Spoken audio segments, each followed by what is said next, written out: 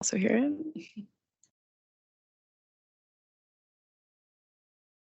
Okay. With all of that being said, on to the meeting purpose and outcome. So meeting purpose, to discuss rationale for groundwater sampling frequency and to respond to questions, also to allow for discussion between the technical working group members. The desired outcome, participants leave with a shared understanding of the rationale for groundwater sampling frequency. And with that, I'm going to kick it over to Ms. Allie Archer. Thank you. Yes, this is Allie. I know we didn't do introductions of the in-person or online folks, so if you unmute to speak, maybe we could just say your role and who you're representing when you begin talking. But my name is Allie. I am the EPA Superfund Remedial Project Manager for the site. And before we jump into the first agenda item, I wanted to give a little background for those on the phone and in the room. Today, we're focusing on groundwater frequency. This is a part of the discussion that was first started back when we were developing data quality objectives for the additional sampling request. And I think we're going to present some really good information today on both sides and hear the science behind what would be supported moving forward for CERCLA, and looking forward to those discussions. EPA has heard the concern of characterization and quarterly of the seasonal variability and of the PRPs being present at some of these meetings. And ahead of that, I just wanted to let folks know EPA has asked the PRPs to come present today on the conceptual site model and on seasonal, spatial, and long-term trends. This is a part of our enforcement agreement with the potentially responsible parties to provide presentation and materials at meetings. These are data that EPA has directed to be developed and has reviewed and approved, and so I wanted to state that ahead of these presentations. But looking forward to a discussion. I think it would be best if we have questions throughout to have this be more of a discussion, so feel free to raise a hand and we can address those throughout the meeting. But if David is ready, the first presentation is on background on the groundwater conceptual site model. All right, let's see. No. And Alyssa, are you able to share your screen? Yes, let me bring that up. Okay. Okay. I think it might need me to stop sharing for a moment. That should just be. Okay, and then presentation mode. There we go. Look good? You'll Yeah. no. Oh. No. So undo that and then just drag that over. Okay, one moment. I'm not seeing your screen yet, Annalise. I think because it took over when you clicked that. How's that? Annalisa, try and share that. I can see it on. There we go. Okay. We can look at it. Yep. Okay. Okay. Great. You are all set to go. Thanks so much. All right, thanks, Allie. Sure, of course. I'm David Took. I work with Newfields Consulting and serve as the coordinator for the PRP group, primarily International Paper and Westrock. And then Annalisa Miller is on the phone too, and she helps support me in this role, or support our company in this role. And we have generated, the vast majority of the RI materials to date. And so today is a very brief presentation of the groundwater conceptual model. This comes from a document that was released in 2020 and then is designated to be revised as part of the RI report itself. And so there have been some revisions to this stuff too, because we've been collecting data obviously since 2020. We're not going to get into water quality much in this conceptual model. It's mainly about flow.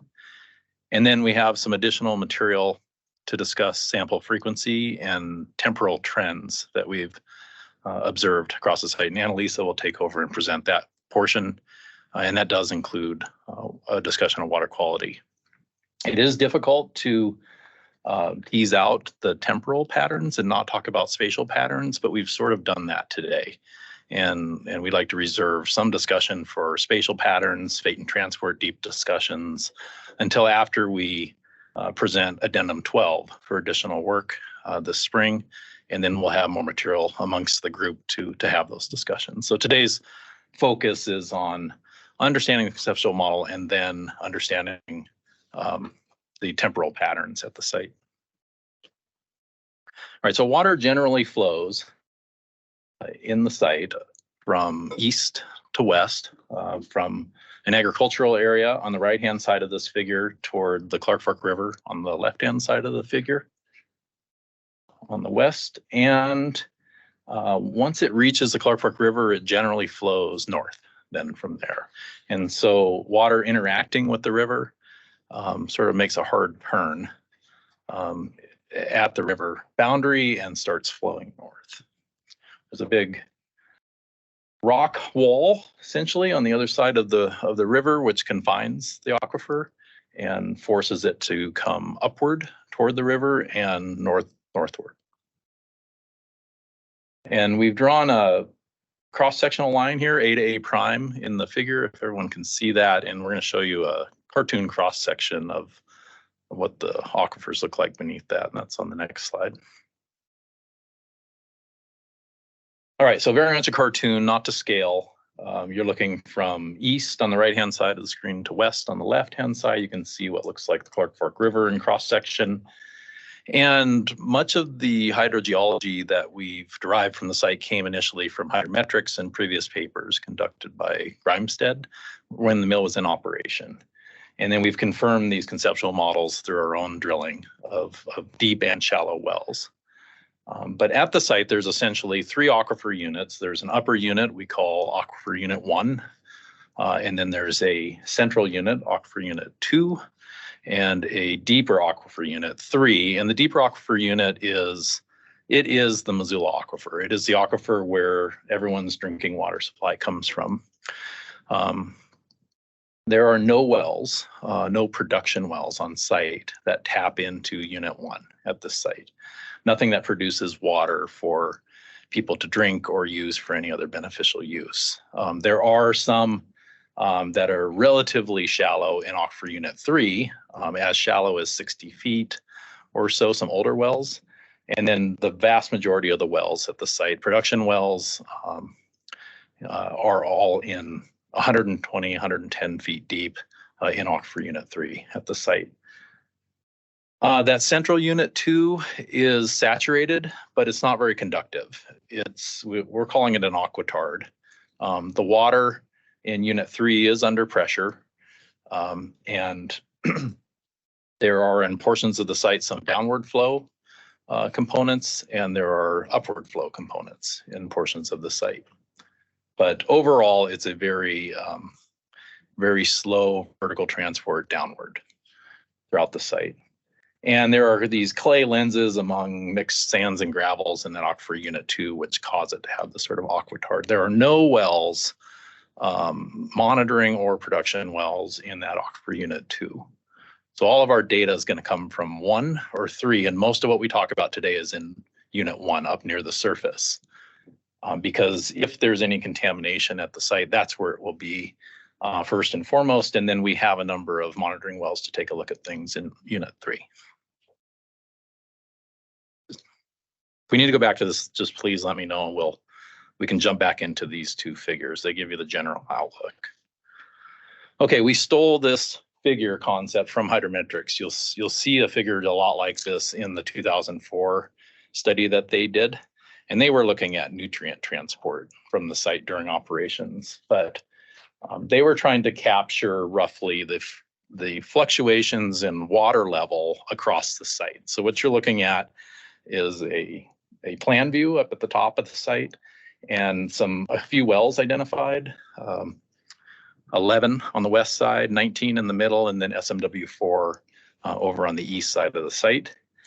And you're looking at the elevation that's been measured in each of those 3 wells. So you can see because the ground elevation's lower on the west side, the water table's lower on the west side.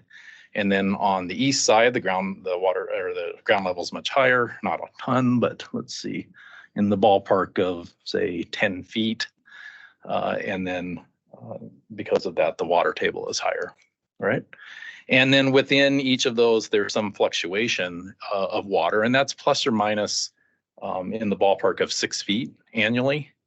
And we're also showing you both a historic period and a current period. So the blue band shows you the historic fluctuation in water level across the site.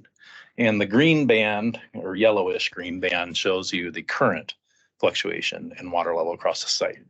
And you'll note that the blue band is quite a bit wider in the middle of the site during historic conditions, during operations. And that's because all of the basins were saturated. They're all full of water most of the year. They would discharge throughout the year, but generally they discharged in the spring. And for most of the year, all of those basins had water in them. The treatment basins and the settling basins, primary treatment, secondary treatment basins, all had water in them virtually all of the time because they were trying to keep bugs alive in those things to treat water. So that's the reason that you see a fairly high water table in the middle of the site. And that has since the fluctuation in that area is much smaller currently because there's no water in those ponds. But even during operations, there was about a 6-foot fluctuation in the water table on an annual basis. Any major questions on just basic flow directions and water levels throughout the site? So David, Brian Barkoak, Natural Resource Damage Program. So if you took the operating conditions and put it back on your first figure, how would it change? Oh, in terms of flow Groundwater flow. direction? Yes. Yeah, that's a great question, Brian. Will you go back just one slide, Annalisa? And the hydrometrics paper has a nice plot for this that they show a potentiometric, which is what we're showing here. Oh, sorry, go back to the potentiometric surface. Yeah, so they have potentiometric lines which show that condition during operations. And the reason Brian brings this up is because during operations, there was so much water in the middle of the site that you actually had some mounding occur, and you saw a little bit of flow go to the east. And we have evidence of that flow. They had monitoring wells in place. All the SMW wells on the outskirts of the site were in place during operations. And we have some basic major ion data during that period of time. And we hope to actually get into that, if not today, in some future presentation. And we have TDS data, so we can see roughly the impacts of the wastewater treatment system during operations. It does not look like that at all right now. All of the flow is moving from east to west across this, and a bit from south to north. Okay.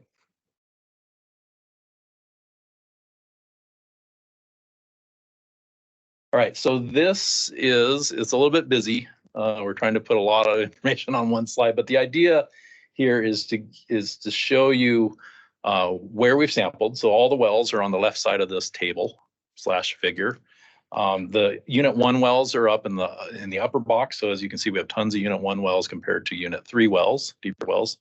Deeper wells are at the bottom. And then there's a timeline by year, 2014 to 2024. Showing you each of the events, water monitoring events or groundwater monitoring events that we conducted between 2014 and present. And those are lining up in the particular month or group of months that we conducted that work. So you can kind of just get an idea of the spread or the timeline that we've conducted events.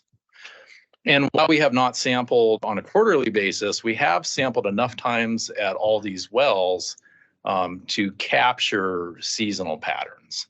And that's the purpose of this plot, is to show sampled a whole bunch of wells up to 14 times for a whole bunch of analytes, and we sampled enough times to capture each season.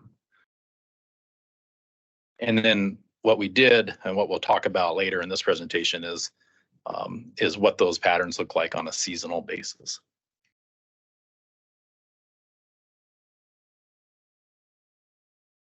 All right, everyone has a diagram in front of them with some wells, but what this is one of the figures, and these figures were in the original conceptual site model report too. The figure on the left shows you the original wastewater treatment flow diagram, and there's no need for us to really go through the details of this. And then the figure on the right shows you the industrial complex area, and major features within that area. And we just wanted to point out that these are these two areas are where we focused our attention in the RI for water quality testing. And we have a very thorough understanding of how wastewater flowed, at least during the last 12 or so years of operations.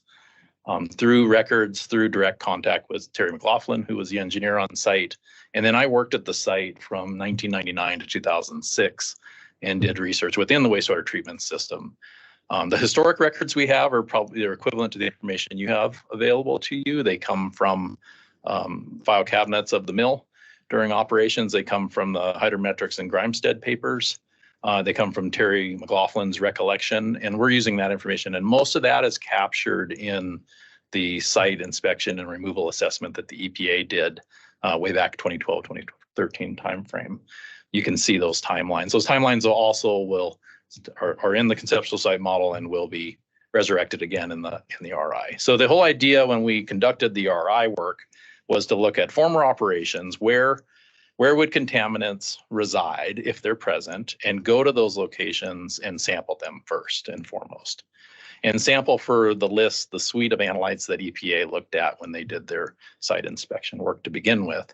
And then start to figure out if those contaminants are present, now spread the net a little bit and see if we can find them in other places. Are they present? Are there any spatial or temporal patterns associated with them?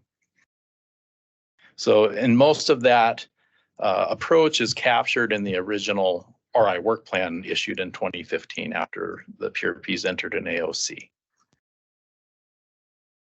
All right, we can come back to this if we need to look at wastewater flow, but those materials are available for you to try to understand to help you understand the history of operations at the site and perhaps justify why we went about sampling where we sampled over the last, say, how long has it been? 8 years or so. Okay, this is a figure that comes, we've sticked up the key and stuff and split this figure in half, but it comes from the forthcoming RI report, and it identifies all the well locations and surface water locations that we have sampled on site in the northern half of the site. And then we're also showing in this figure 2 of the berms just to help you orient yourself to the location of these wells on site and which basins that are bound in the northern. And then the next figure is in the southern half of the site. And these are the wells that you can see in the hard copy in front of you. In our figure, the wells that have transducers in them are highlighted with a yellow square halo behind them, or at least on the sheet. So in a number of wells, we put transducers. Those are in flow pathways, strategically in flow pathways, so that we can look at how water levels change from east to west across the site on an annual basis. And we quite a bit of data. We've recently issued that, or it's been issued in all of the annual reports, data summary reports for groundwater, but we recently issued a workbook with all those data. And Travis, I know that got to you. We did recently discover a couple issues with that data set, and we're going to send that back around. I think we've got them cleaned up, and we'll send it. Nothing that'll change your analysis or conclusions, but and we'll just list the issues associated with those. So lots of transducer data to help us understand fluctuations in water level, and we put those sort of along a flow path. So we have a cross-sectional area of the site, and then there's a few other strategic locations for transducers. And then I also want to point out in the upcoming sampling, and this has been a long time coming, as we start to approach the FS, we intend to put more transducers out there in new locations and add, right now we just have water level or pressure and temperature in these transducers. We're going to add conductivity to a few of them. So we can see changes, we have a proxy for water chemistry, and we can see changes in water chemistry with time, temperature, and water level. And I think it'll help tease out maybe some uncertainties in our seasonal and temporal pattern interpretations.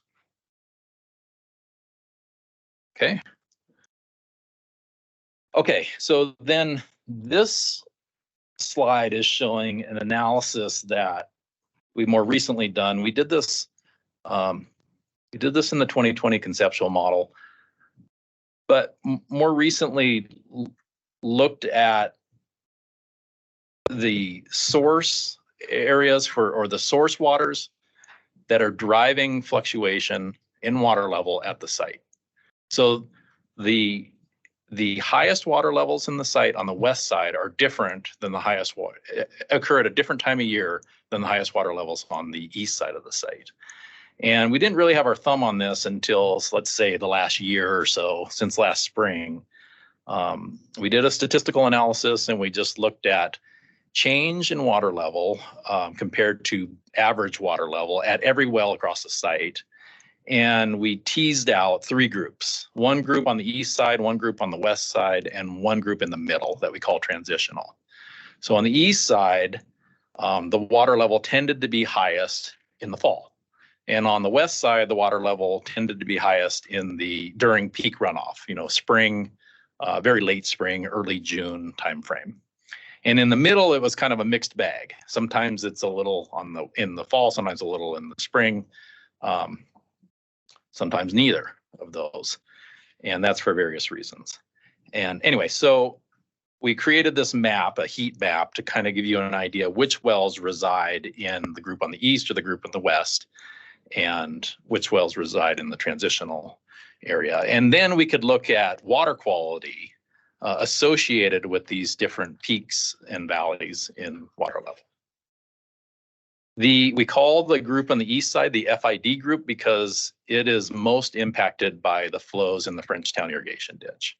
And we call the group on the west the CFR group because it's most influenced by annual runoff and the Clark Fork River elevation. And then the transitional group, you can imagine, it's just some mix of those two.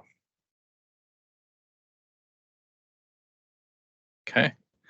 And here's a data set which helps you to understand, I guess, where we're coming from. We picked 4 wells.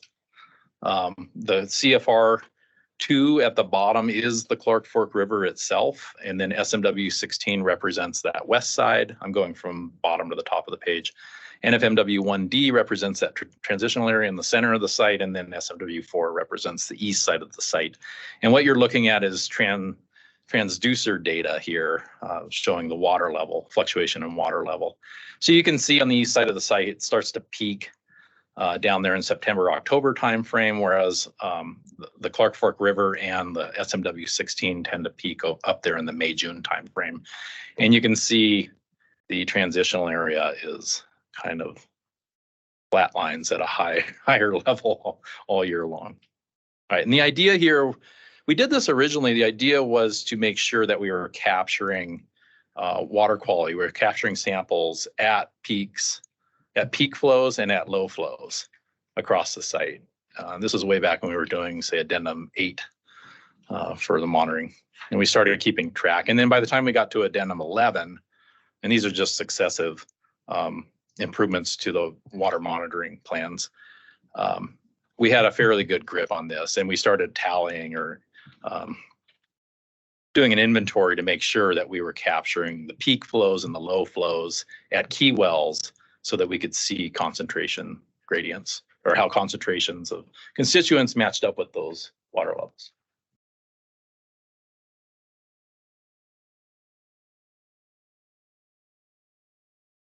I'm forgetting my key points on this slide.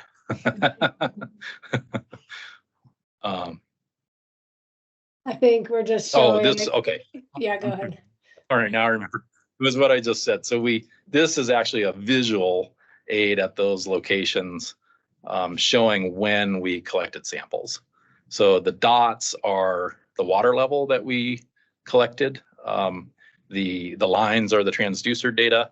The vertical gray lines are the sampling events. And so at each of those wells on the east, transitional, and west side of the site, we have samples collected at peak times and at low flow times across the site. And this is just meant to demonstrate these are proxies for groups of wells in these regions, but just using these 3 wells as an example.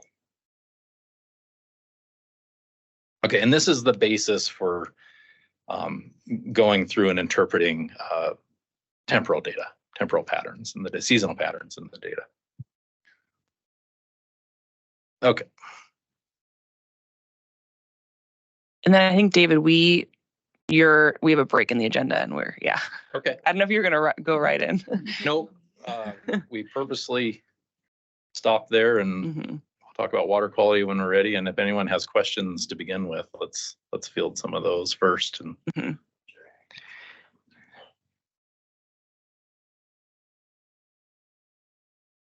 Any questions down? Yeah. Yeah. Questions now or throughout. Yeah. And then EPA has our presentation up next too.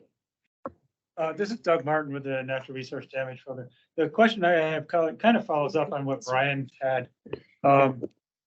Wondering what the difference in the elevation or the flow paths were when the site was in operation. And you talked about you had a number of years of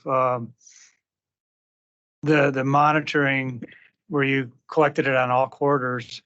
What were those years and how did they correlate at all with when operations was it in place or was it just post operation? correlate. I mean, was the plan in operations or was it when you were doing the quarterly monitoring or was the monitoring just post operation? They monitored quarterly during operations, but it was for select analyte groups. We don't have the list. We don't have monitoring of the list of constituents of potential concern during operations. Okay. So the way we tie historical data to present data is to use major ion data or anything that they tested that we also have data for, unfortunately. So it's hard to know how water quality, at least for constituents of potential concern, related to water level during operations. Okay. All right. Did that answer it or was it? Kind of, and I was also wondering how many years you actually did the quarterly sampling to get a grasp of your confidence level of that quarterly sampling. We haven't done any quarterly sampling. Okay. Yeah, we have sampled at various times of year throughout the last 14 events. And initially it was a fall and a spring event. Okay. Initially for convenience more than anything. And then it turned into a fall and a spring because that just happened to be when you would have peak flows at either the east or the west side. And then there were a couple circumstances where we needed to check. So we did an early spring, you could almost call it winter, and a summer. Summer sampling, but those are few and far. I think you said it was like spring and winter initially because it was like that December time until using the data that was collected in the transducer data. EPA was like, I think we're missing a time of year when water is interacting with waste basins on the eastern side of the site. So we requested a fall sampling event. And then using that data, have learned that is when we're seeing maximum concentrations and maximum water levels. And I'm going to talk a little bit more about that when I get going too. This is Brian at your Resource Damage Program.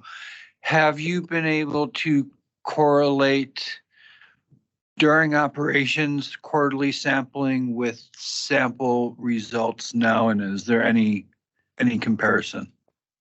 Okay, so we'll definitely get into the details of that with the next presentation. I'll give you a hint. I'll give you a preview. We have found very few locations where there's a relationship between water quality and seasonality or seasonal conditions across the site. The strongest relationship with water quality is a spatial condition. So we have high levels in certain areas of the site, high levels of certain constituents in certain areas of the site.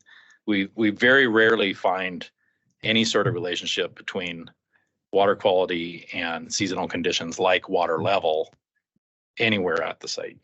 There's a couple select locations where we did find it, and then we'll look at those today.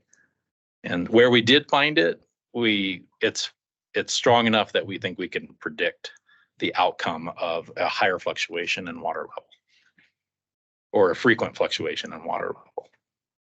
And spatially meaning like proximity to primary sludge, solid waste basins is driving water quality, not necessarily time of year, but that is the next presentation on in more detail by Newfields. Yeah, If you look at the distribution of an analyte concentration across the site, the minimum to maximum range is much larger across the site than it is over time in any given well. so yeah, this is Helena Evans with Missoula County. When is the lowest water for the FID transitional and floodplain? Oh, precisely when?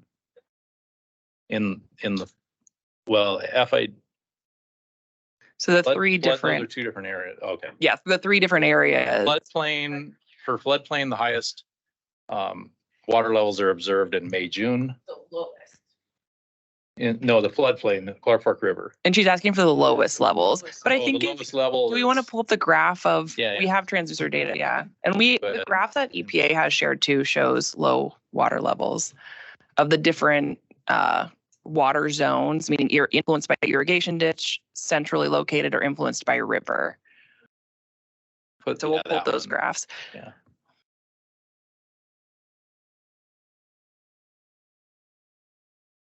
Yeah, we should just keep that up there a little bit. Everyone can absorb the. So the floodplain is SMW 16. So the highest is, or the lowest time of year would be the spring for the irrigation ditch. Highest time is the fall, but it's like it is less reactive than the river side, which we see higher in the spring and lower in the fall. So we're capturing the high and low by doing spring and fall for the irrigation ditch influenced and the Clark Fork River influenced. And then the middle has less of a reaction to either because they're not proximally located to those areas. But for the areas of interest, we're doing highs and lows with the proposed sampling. It's very difficult to see, but is that 2019 that looks to be different than the other years? Which is, which line is kind of jumping up? Yeah, it's 19. 18 or not. Yeah, 19.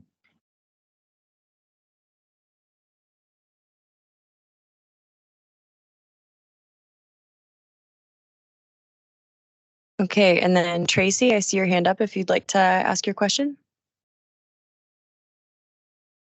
Hi, I am Program Manager of Water Resources on the Lolo National Forest and am a little bit late in coming into the discussion. So hopefully this question is helpful for some. I think most of you probably already know this question, but I'd like to just hear I'd like to hear the rationale for the well site locations, their frequency and distribution, just in general, just to back up a little bit with the overall layout out there, if you would, please. Sure. Yeah, and maybe we could pull up the EPA slides because our first slide is a little bit of background, and then I think the wastewater treatment map or the industrial area could be informative that Newfields has for the CSM. But that's a really good question, and these are a little hard to jump into because they're meant to like tackle a specific topic, and we know that there's a larger audience present. So I appreciate kind of providing that back context, and then I'll have Mackenzie share our slides. And really, I'm going to build off of the conceptual site model presentation that Newfields prepared by just kind of relaying some of the characterization efforts that have occurred over the last 8 years. And Tracy, I'll start with a description of how the monitoring network was developed and the frequency. I'm just waiting for the slide to get pulled up. So Okay, the groundwater system has been, do you see it now? Yeah, I see it now. And Didn't please, hear. if this question is not appropriate for this group, please don't go forward. I do hope it's helpful. I don't want to have you guys backtrack too much. And I think this will kind of answer it. And then if happy to meet with you to discuss more in detail or if we need that additional detail. But the groundwater system at Smurfit-Stone is well understood from a combination of historical reports and ongoing remedial investigation. I do want to acknowledge the purpose of this meeting is concerns over characterization. So we hear that concern and we're going to talk through the specifics of where we're missing that characterization today. But we wanted to share what data has been collected because we think we can build on that and hopefully move toward a final cleanup sooner by not repeating anything and hopefully to build on the understanding of the site that we have to date. So we have been collecting data for over 8 years out there. We have 52 monitoring wells. Currently, we're proposing additional monitoring wells for next year, and we have over 1,000 samples. Those wells have been analyzed for the contaminants of potential concern that were associated with the paper and pulp mill process. So dioxin-furans, PCBs, the 1260 mixture, all of the metals, and then volatile organic and semi-volatile organics. And then Tracy, this is where I think this kind of helps, but these were the historical documents and existing RA data that was used, the former employees, to kind of build that well network. So looking at where historically we saw mounding or water movement. All of these documents were used by EPA to create the remedial investigation work plan and were used in the groundwater conceptual site model. So we take historical records, historical operation conditions, and look at where would we need to place a well down gradient of. And we do that by looking at the potential source area. So where is there somewhere on site that could be a source of contaminants into the groundwater that we want to capture that movement down gradient of. So at Smurfit-Stone, we have up gradient wells to get that background condition.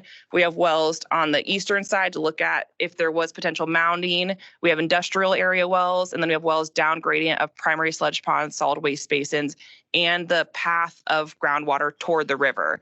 And then we have sentinel wells located along the Clark Fork River to capture that movement of groundwater into the river. And so I just wanted to acknowledge that the stakeholders also requested that these documents be considered in the characterization effort. And so relaying that these have been considered in our initial well monitoring network. We're using them when we look at future well placement, but that we've heard those concerns and that those were used in the early characterization efforts, and we're going to build on some of that characterization moving forward. We just want to do it in a way where we're gathering information that's going to bring the site toward a cleanup goal or remedial decision. And then if we can go to the next slide. And then Tracy, I think I'm just going to quickly say, I think David touched on this, but out of convenience, and I think out of looking at when the Clark Fork River was highest and lowest, initial efforts were targeted for spring and winter.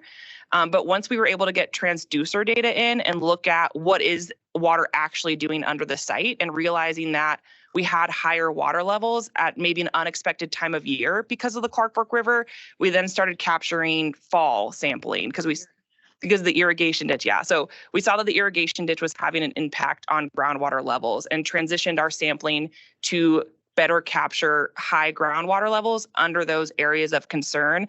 The industrial area, the primary wastewater treatment area, and the solid waste basins are all impacted by that irrigation ditch because they're located more on the eastern side of the site. So while initially efforts were focused on the Clark Fork River impacts, once we were able to better understand the groundwater system through data collected, manual water level, and transducer data, we tailored the monitoring plan to be site specific, knowing that we know where we have potential sources, we know when groundwater is interacting with them, let's continue to sample there because that's the most time that we were, or like the worst case scenario that we would see groundwater coming into contact with those contaminants of concern.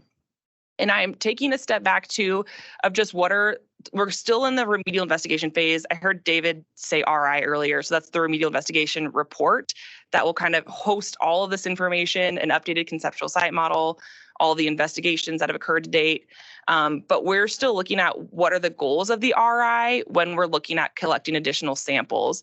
So the RI is focused on site characterization, which is where the concerns of the stakeholders lie. So we're looking at where are there risks on site and what are those risks? So where is there contaminant present? How much is there of that contaminant and where is it going? We use those to build our risk assessments and ultimately look at attribution. So if there's a source of contamination, where is it ending up? And then after we've completed the RI, we can then start making risk management decisions of how is it going to be cleaned up. And that will also include a sampling plan to better understand different cleanup alternatives at the site as we move toward a final cleanup decision. So we're in the very early stages of characterization still, but we also have 8 years of data that we can use to build on so that we're making informed sampling plans to inform cleanup decisions. And if we go to the next slide, I want to talk about what do we already have answers for. So this is focused solely on groundwater, but what are the contaminants of concern in groundwater? EPA has identified that manganese, arsenic, and then to a lesser extent, cobalt, iron, and chromium are all present and are all contaminants that exist in the shallow aquifer. So I'm talking about unit 1 within the groundwater system, and that we have dioxin furan that exceeds background at several locations. So these are, by EPA mandate, contaminants that we will be moving forward into the feasibility study to address. And then what are the risks from this contamination? If no action is taken, EPA has determined that there is unacceptable risk for hypothetical future residents from drinking water in Unit 1 within the site footprint. And I caveated that we do know that this is not making it into residential wells nearby. Residential wells are drinking from Unit 3, and that there is also a low risk to aquatic receptors within the Clark Fork River based on manganese. We see an impact from one of our site contaminants in the Clark Fork River. And then we've also answered, does groundwater migrate? We know that that shallow aquifer, Unit 1, moves through the semi-confining unit towards Unit 3, and then we also know that Unit 1 and Unit 3 ultimately discharge to the Clark Fork River. So I just want our technical group moving forward to focus the quarterly discussion on how will that build our understanding of the site. If we already know we have an impacted shallow aquifer that will be going into the feasibility study that we're going to look at remedial alternatives for. So we're trying to make the most efficient, informed decisions about additional samples that will build on this base of understanding. And while I agree that initially when you show up to a site, you don't have any information, quarterly might be the way to go, but we have 8 years of data, we have contaminants of concern, we have unacceptable risk already identified. And everyone wants to move the site forward and start to look at cleanup goals and alternatives. And so what can we do to build on this and make sure we're not missing anything, but also move toward a cleanup decision? And I know that we're going to be talking about soil down the road too, but groundwater isn't the only area that we're looking for sources. We're also doing future source investigations in the soil to identify those contaminants that are of concern to this group. What's the next slide? Okay, so with that basis, that's why EPA has proposed biannual sampling for 2024 as a part of the Addendum 12 work plan. There will be 2 proposed groundwater events in June and October. This bookends the highs and lows for the irrigation ditch, but also captures the highest observed groundwater at the areas of concern, the Clark Fork River influenced wells and the Frenchtown irrigation ditch influenced wells. And that is when, for the contaminants of concern, and the stakeholders have identified that that would be PCBs that are unidentified on site and dioxin furans. For those contaminants of concern, with groundwater at its highest levels, that allows for the best potential for source materials to come in interaction with groundwater and for that contaminant to move from the solid media to the groundwater. So EPA is proposing capturing the worst case scenario with that spring and fall sampling to build on our understanding of an aquifer that's already impacted by site processed water. And I'm going to turn it over to Angela. She's our site hydrogeologist. She'll probably explain the rationale better and then talk through some of the graphs we have prepared. Okay. Do you want to pull up? This is Angela Franzen with EPA. Do you want to pull up the PDFs of the graphs for the online audience? Because we don't have these in PowerPoint slides. The graphs were attached to the meeting invite too. Yes. They're just a little hard to see in a PowerPoint. So we were like, we'll send them out. And then if you need to zoom in on the material,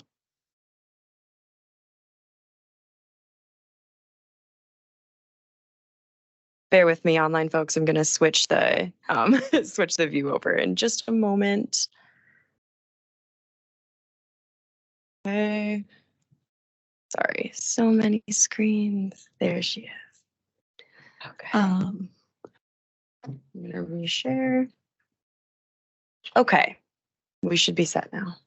Thanks, Mackenzie. No problem. So with the material that was attached to the meeting invite for the folks that are on the line, and then for those in the room, we also handed out a larger map just as a way to orient folks to have something in front of you because it's hard to follow a little bit on the screen. What we did as an EPA team was to take a look at some of the COC concentrations and water level data and take it kind of back down to basics.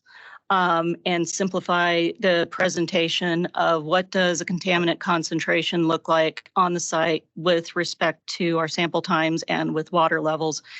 And what we did is we graphed, we selected wells that are from that section that moves across the site where Newfields and the PRPs had installed well transducers so that we can clearly see the fluctuations with water level for the entire duration of the year, not just what the water level is at the time of sampling. So say if you were only sampling once or twice a year, you would only have 2 points. If we have the transducer, we can see what the ups and downs are doing, and you can see where the true highs are and where the true lows are and where those are in each well on a site by site by site or well by well by well basis. Okay. We looked at TEQ concentrations or dioxin furan concentrations, manganese and arsenic concentrations. As Ali mentioned, those are the main COCs that we're looking at in the shallow water table aquifer. Those are the risk drivers. Those are the ones. No, you don't have to scroll down yet. I'm giving a preview of what we're going to get to. I'm set up a little bit what we're going to show in the graphs here. We then just kind of, for convenience, the way these are grouped in the PDF are kind of by location, by those well grouping or area groupings. So the eastern part of the site, the middle part of the site, that's kind of the transition area. That's also where most of the solid waste basins are and where the water level is kind of more of a transition between the Clark Fork River and the irrigation ditch, and then finally a couple on the Clark Fork River side. All right.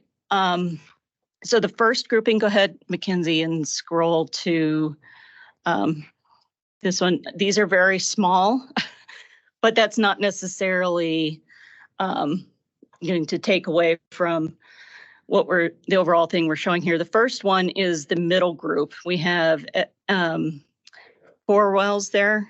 So we have NFM1D,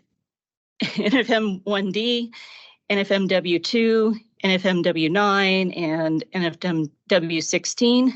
We plotted, this group is the TEQ concentrations. One other thing we did here is we looked at the scales here, and NFW9 has one of the highest, or I think the highest TEQ concentration that we have seen at the site. And so that one was, I believe, at roughly 16 picograms per liter. And the other ones are shown with the y-axis also at the same scale as the one at NFW9. We did this in order to show that the concentrations at these other locations of dioxins are in fact very low, and that any variation that you're going to be seeing is going to be really kind of in the noise in the other 3 graphs outside of NFW9. The variation between, say, 0 and 1 magnified on the concentration axis, blowing up that scale is not a valid way to present that data necessarily. But we do see a pattern with NFW9, which is in the lower left-hand corner there. And Mackenzie's kind of trying to highlight that. We do see that we're seeing the higher concentrations during the times when the water level is higher. And I believe that there's going to be a little more discussion on NFW9. NFW9 is downgraded one of the solid waste basins. I believe it's A. Is that? And it is one where we get some water, groundwater coming up into the bottom of the solid waste basin. So we are getting water up into that waste. So the next graphs we have are for these same wells, but for arsenic and manganese. And I believe the first one is arsenic. Yeah.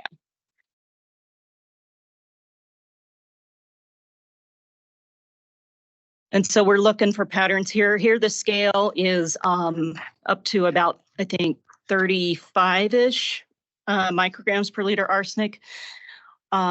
Arsenic concentrations above 10 are an exceedance of the drinking water standard. So you can see we have arsenic concentrations above 10, and thus are a concern across the site. However, we don't see as strong of a seasonal pattern here. And in fact, we probably see a temporal pattern more than anything on arsenic. Over time, it looks like it is actually decreasing. Do you want to go to the manganese ones? That's the next I'm page. sorry, Go ahead. Angela. Did you, in the arsenic ones, did you say there was a seasonal pattern or? There's not as much of a seasonal pattern. Okay, because I'm just seeing a It looks- random scattering. You know, it looks like some of it looks random, some of them looks downward. And one thing that Newfields did was they took a much more statistically rigorous look at this. What we thought would help this group was to step away from maybe the statistics and just get it back down to basics so you could see the actual data points with the actual water fluctuations. And just simplify that and just show that there just really isn't that strong of a pattern in most of the wells where we've got the data and the COCs that we're looking at here. Martin, Does he have a microphone? I think from the showing what you're trying to do, showing it statistically would be very helpful. I mean, Yes, Yeah. that is coming next. oh, okay, That's We good have way. XY correlation plot. okay. And Yeah. And yeah, I mean, in fact, we could leave it as, leave these graphs and move on because people have them. You can look at them closer in your own time. But and let Newfields talk a little more to the statistics and a little bit more of the more powerful analysis. But we wanted to be able to show both ways of looking at the data. This would be like the first way you would look at the data. And the fact that we're not seeing a strong pattern is where you would start looking at the more powerful statistical methods to see if you are missing something. Okay. And that the statistics is more defensible than my eyeballs. Okay. And looking for just a pattern. All right. Is there any other questions, or do you think we should move on from? Are there any? You're looking at me. Okay. Let's, yeah, isn't this already, okay. So are you saying that all the contaminants? Oh, you're This is Helena. Are you saying that all the contaminants move in the same way and you'd anticipate that they'd all be moving at high groundwater? no. Great.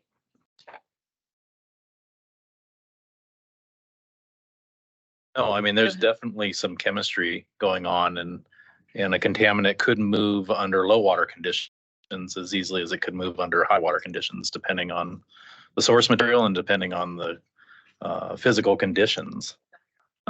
Absolutely.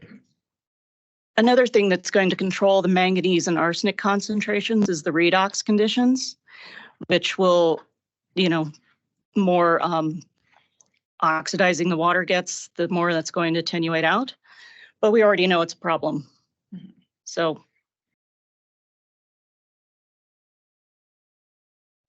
That's some of Mhm. the noise.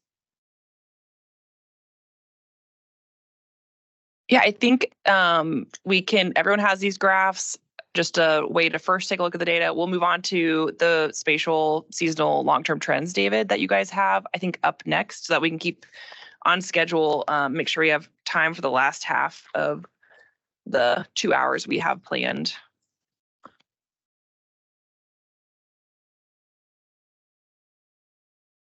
I think you're up. Does Annalise need to pull up presentation? Can you guys see that?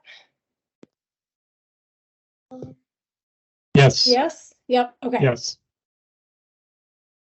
Hi, everyone. I'll turn my camera on for a second. Sorry I couldn't be there in person. I'm just getting over a cold, so I thought I would spare you all that. But as David and Allie and others introduced, this part of the presentation will be talking mainly about the seasonal evaluation we did of groundwater conditions at the site. We will be talking a little bit about spatial trends and long-term trends, but there's a lot more to say about those. That's not the focus of this presentation. We're mainly focusing on the seasonal aspect, as this is relating to the frequency of groundwater monitoring throughout the year. So hopefully we can expand this discussion in future conversations, but that's the main focus. So we wanted to start out by framing this study by kind of framing the context of the questions we wanted to ask within the RI objectives. So the primary question we wanted to answer was, do seasonal patterns in groundwater quality exist that may change our interpretation of nature and extent or risk to human health or the environment at the site? So we further boiled down this overarching question into two more focused study questions. One, are water quality concentrations linked to seasonality? And two, would seasonal data impact risk characterization findings? So these are kind of the context regarding potential technical justification for more frequent quarterly or seasonal monitoring events beyond, annual or biannual events. So we were able to review and analyze the substantial existing data set from 14 or 15 past groundwater monitoring events over the past 10 years, including data from all seasons to answer these questions. So as part of our evaluation, we looked for potential seasonal relationships in several different ways.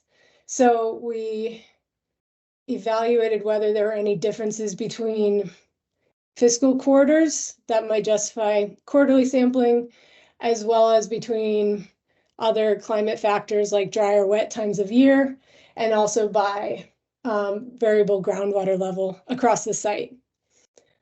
So David already discussed the variation of groundwater levels at different times of year in different parts of the site. We use our understanding of these three zones to designate each data point as either a kind of above average high groundwater level data point in terms of concentrations, or a concentration measurement that corresponds with a low groundwater level. So we used our understanding of differing high and low seasonal groundwater variation across the site to designate each data concentration point to associate it with either a high groundwater level group or a low groundwater level group. So we know that groundwater levels are seasonal across the site, but we wanted to ask whether there's a corresponding relationship between groundwater elevation variation and groundwater quality. So before we get into the details of that evaluation, we just wanted to show another way of looking at the spatial and temporal distribution of groundwater monitoring events and groundwater levels across the site. So this is a new map. In the upper right, you can see several different zones. There's a lot going on, but basically this map, we'll call it source location groups. And these different zones kind of reflect different operating conditions when the site was operational. So that's what these color-coded shading in the plot represent. We have the wells across the bottom, and they're generally grouped by these 7 different source location groups. But generally it's east to west with kind of it's a little bit backwards, but the east side water levels are kind of on the left side of the graph, and the more western wells are on the right side of the graph. So again, the x-axis is well location and the y-axis is groundwater elevation. You can see that the east side wells, looking at the shapes, so the symbols all represent a data point where we have performed a groundwater monitoring event. And the different shapes represent different seasons. So on the east side wells, you can see these upside down triangles typically at the top. So those are corresponding with fall events that represent higher groundwater levels. And then they kind of transition down through the different symbols. Whereas in the west side wells, you see that water levels typically peak in the spring, shown by these diamonds.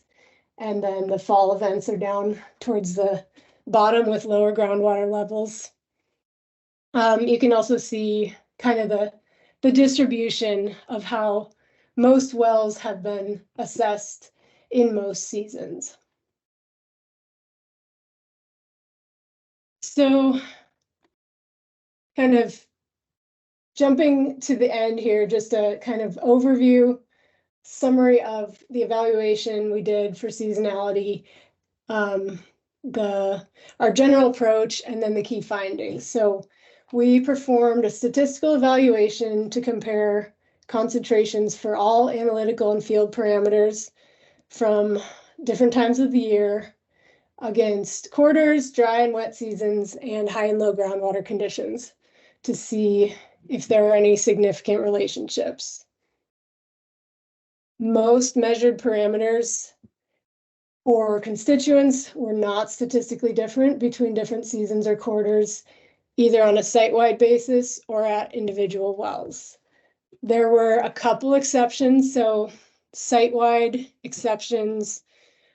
So this is kind of the aggregate of all the data on a site-wide basis, were barium, manganese, and sulfate did have a significantly different relationship at different water levels. However, differences in the maximums and medians for these analytes and the overall distribution between the groups, though it was a significant difference statistically, it was really pretty minor, and there was a lot of overlap between the two groups. So I'll show some graphs and we'll go into more details, but that was just a key finding. And then, as David mentioned, the spatial trends are much more significant than any seasonal temporal trend.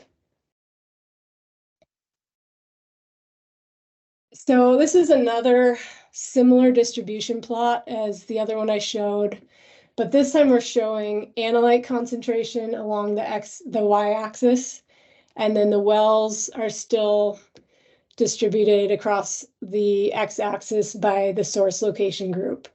So we're showing barium as an example here. And again, we're showing using the symbols to illustrate different different seasons that the data point is from. So if there was a strong relationship between season and concentration, you would expect to see all of one shape at the top. So all triangles at the top and all circles at the bottom, or something to that effect. And you really don't see that. It's pretty, they're pretty intermixed. And we chose barium specifically as an example because this was actually the strongest site-wide relationship that the statistical evaluation determined. So this is kind of the worst case scenario in terms of relationship between analyte and time of year, and it's not very convincing. I will show a little bit more about this barium relationship in some upcoming slides, so we'll get back into this. But overall, you can see that concentrations range and maximums are kind of show similar groupings within source area groups. So again, showing the spatial component where certain source area locations like the primary treatment area have a broader range and more high data points versus some of these other location groups that have a much lower range of data as well as lower maximums.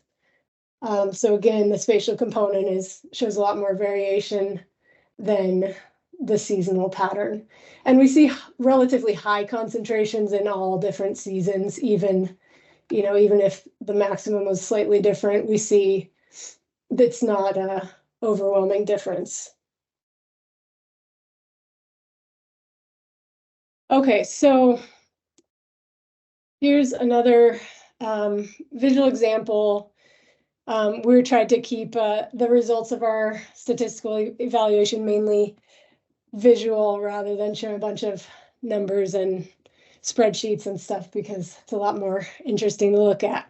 So box plots are one way of looking at different data distributions and comparing data distribution from two different groups or data sets.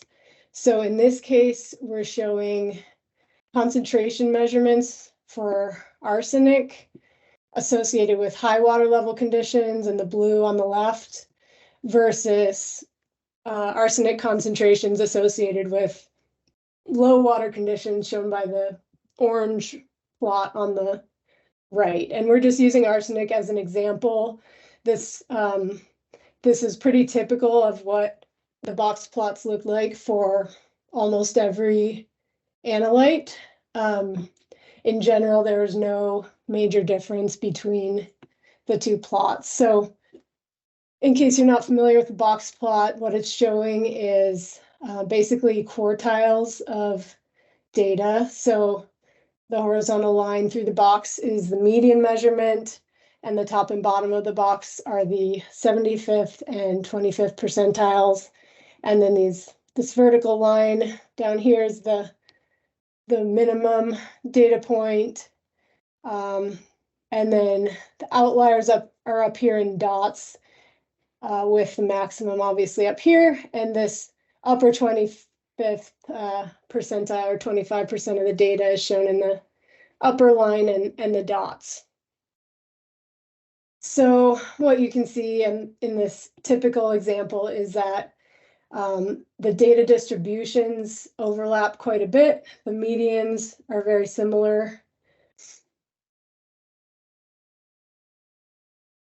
Annalisa, just jumping in Yes. here really quickly. We're Sure. running slightly behind on time. I think we got started about 7 minutes late. Just making sure that we allow plenty of time for the county's presentation.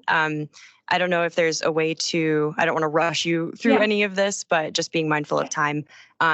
Do you think we'd be able to wrap in the next 3 to 5 minutes just to allow for enough time for county presentation? I will give it a go. Is that way too short? Yeah. Okay. I'll try to speed up a little, but okay. yeah, If let me know there's if there's any questions. I think we're okay. getting If through most of there's it. okay, I'll stop talking so you can jump into it. Yeah, Thanks. no worries. Okay, so then we also made scatter plots, and this is showing 4 things. So we're looking at groundwater elevation on the x-axis, analyte concentration on the y-axis. The shapes represent high and low groundwater level conditions, with the circles being high water and the triangles being low water. And then the color is showing the source location area. So based on the colors, we can see that, again, that certain source location groups have broader distribution ranges. Sorry if anyone's colorblind, it's pretty key to this, but certain location groups have broad ranges, whereas other groups like this yellow in OU1 have a pretty narrow range of concentrations.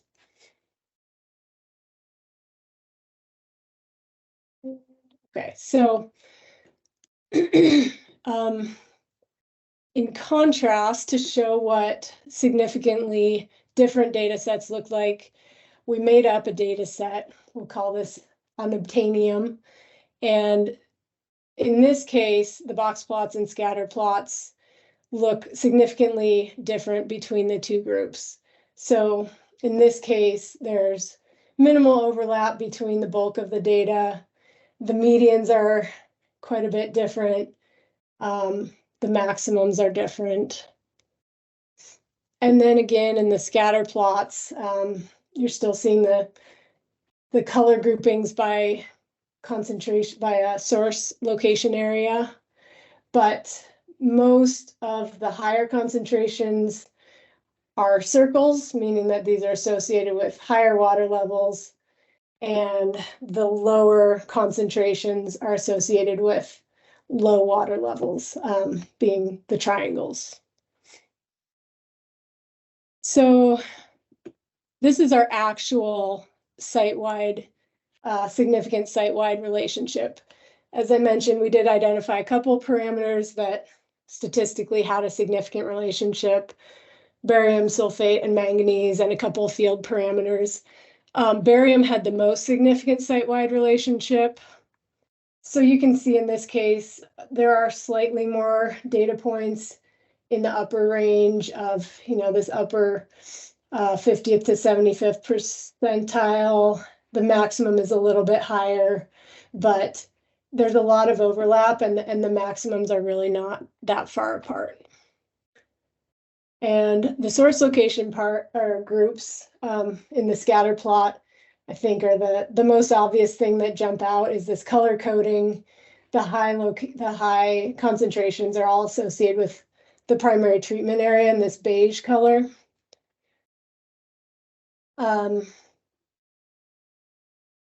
But high concentrations were measured during both high and low water level events. So there's circles, there's triangles. There's some circles that are slightly higher than the triangle, but compared to the spatial variation, it's a very minor difference. Yeah, the temporal factor is a lot less significant than the spatial.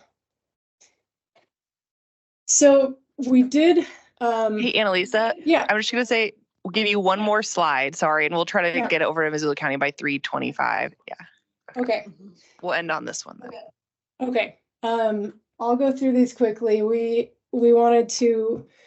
took a deeper dive into looking at individual locations and source areas, because we do recognize that there may be patterns that are not ubiquitous across the site. So this is showing how we have captured by these blue shading. We've captured the majority of water levels that would occur on site versus the green, which is our known groundwater level variation based on transducer data. And there's really no relationship in any of these on an individual basis for TEQ concentrations, except for NFMW9, which I'll just briefly go through this. This is really the only strong functional relationship between water level and TEQ, because of the interaction with solid waste basin A materials. We have captured all of the significant range of groundwater levels, including the highest maximum water level in our 6-year period of record. And based on this linear function, the predicted maximum concentration that we would see, we have captured that in our data points. Wrapping up real quick here, so the last slide is that we understand seasonal groundwater level variation for the site. Spatial variations are larger than seasonal variations. Most measured parameters are not statistically different, and in the rare cases where we do see a relationship, we've adequately assessed maximum concentrations, and that changing the timing or frequency of sampling wouldn't change the COPs identified in the RI or risk conclusions. So I had a next step slide. I'll I'll just leave that up there. We're doing a bunch more monitoring going forward, installing new wells, doing groundwater, surface water, and groundwater soil interaction, additional source characterization. So that's looking forward to that. All right, thank you so much. Appreciate that and appreciate you speeding through the last few slides there.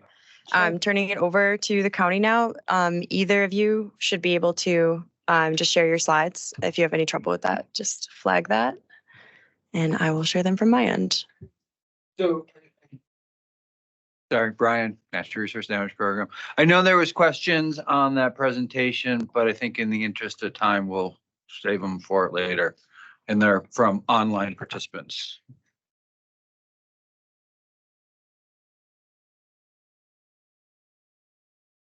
Okay, well, this is Helena Evans, Missoula County. I'm a hydrogeologist. I'm talking about quarterly sampling as the baseline for adequate site characterization.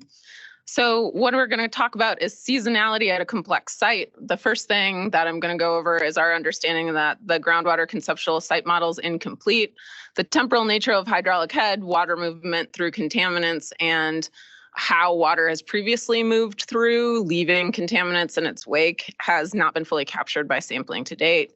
The testing of a public water supply nearby to serve 8,000 residents showed dioxins and furans above the DEQ standard. Presence of dioxins and furans in that public water supply well is not explained by the conceptual site model, as they're located up gradient of where sources are located. The second key thread across Hey, this Helena. presentation. Sorry to interrupt immediately. I just wanted to clarify on the deep water. Are you talking about deep well 5? Yeah. Deep well 4 or 5? Yeah. Yeah. And those, I know that that hasn't been conducted by EPA yet, but when it comes to talking about residents and how residents won't be drinking contaminated water, as was discussed in the last presentation, I think it's pretty important to talk about that fact that there is an application into DEQ for a public water supply using an old supply well at the mill. And unfortunately, Newfields wasn't able to get the pump working to sample that well, and it hasn't been sampled under EPA. But I think given the fact that the developer was able to and found dioxins and furans above DEQ 7, it's pretty pertinent to the conversation. And I just wanted to clarify that too. So we got the result back from the developer who had it was 4 parts per trillion. We had our risk assessor look at it and it looked like a lot of lab error. They did not purge the well correctly. And so EPA requiring the redeveloper to resample under EPA oversight to recollect that data. But we haven't seen TEQ move from unit 1 to unit 3. That was an anomaly. But when we look closer at the data, we had a lot of concerns about how the data was collected. So that's all I wanted to add is we are there are hits above it. There are hits of dioxins and furans in the Aquifer 3 unit in SMW 18D. Maybe we should pull up 18D then and take a look. Well, I can show you. Okay, we'll get to that. So the next thing is that the well networks installed are for different purposes and were installed at different water conditions. So the SMW well networks were installed while the mill was in operation. 23 wells were installed as the Newfields monitoring wells as a part of this circular investigation. And NFMW2 and NFMW9 are an example of well that, is not NFMW2 and NFMW9 will be used moving forward as some examples of what could be done to better capture contaminants on the site. So timeline on the bottom, this is a seasonal groundwater conceptual site model. We have the Clark Fork above Missoula. Then we have the influence of irrigation, and it could be, you can start irrigating in May. It shuts off at October, but what we see predominantly is the influence of that irrigation ditch, after peak flow, after we get done with more of the precipitation and rainfall events that we often see in April, May, and June. What we're also seeing much more frequently are large rain events. So in Missoula, Frenchtown, we get 14 inches of rain per year, and we're seeing more and more 1-inch rain events earlier in the year in January, February, March on frozen ground and things like that. So that's kind of driving some interesting things that we're seeing groundwater-wise in the Missoula aquifer. So if we think about this here, and then we kind of fade that into the background and start to think about when samples were taken on site and when wells were actually monitored, we'll add the secondary axis. It goes from 0 to 50. There are more wells. I counted 80 at one point, but it seems like 50 is just the most we've had. So I'll just walk you through this quickly so we can see when things were sampled. In 2014, that was the first round of sampling. This is 2015, there were closer to 50, just so you can kind of see what I'm doing. You know, here there were 15 or 14, here there were 45, 49. So anyways, 2016, June, 2017, that was only really the deep ones. It was a very limited sampling. That was an addendum 3. Then we have 2017 in June, 2017 in December, 2018, June, July, 2018, December, 2019, because we started to investigate that irrigation ditch.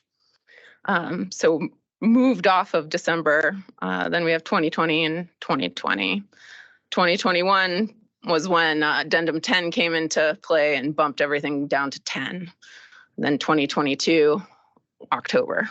So just kind of showing where you are, where those samples occurred on here in the like more conceptual understanding of how groundwater moves in the hydrologic cycle across the seasons.